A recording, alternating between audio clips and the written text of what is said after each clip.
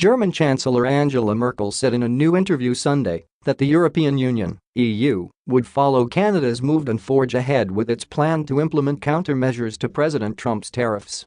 "We won't allow ourselves be ripped off again and again. We will hack too," Merkel told German broadcaster ARD. The chancellor also addressed concerns that Trump would hit back by implementing new tariffs on German vehicles, saying, "We will try to see if we can stop this from happening.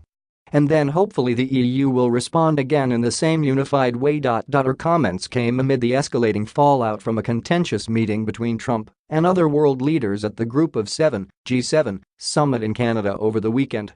Trump left the meeting between the world's leading industrialized countries with a warning to U.S. allies, saying that if they don't remove trade barriers with the U.S. then they will face consequences. Later on Saturday, after Canadian Prime Minister Justin Trudeau said all 7 nations had signed a joint communiqué at the end of the summit, Trump lashed out on Twitter, stating the U.S. would not endorse the statement.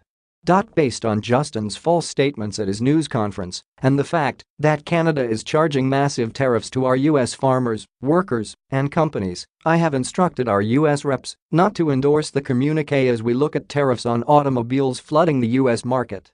Trump tweeted. His comments sparked a new diplomatic row between Trudeau and the Trump administration and prompted Merkel to weigh in on the U.S. president's handling of the matter. The withdrawal by tweet is of course sobering and a bit depressing, she said on Sunday. She also spoke about Trump's suggestion that Russia be readmitted to the G7, from which it was booted after its annexation of Crimea from Ukraine in 2014. Merkel said that, while she could imagine such a scenario in the future, Moscow would first have to make real progress on a viable peace plan for the country.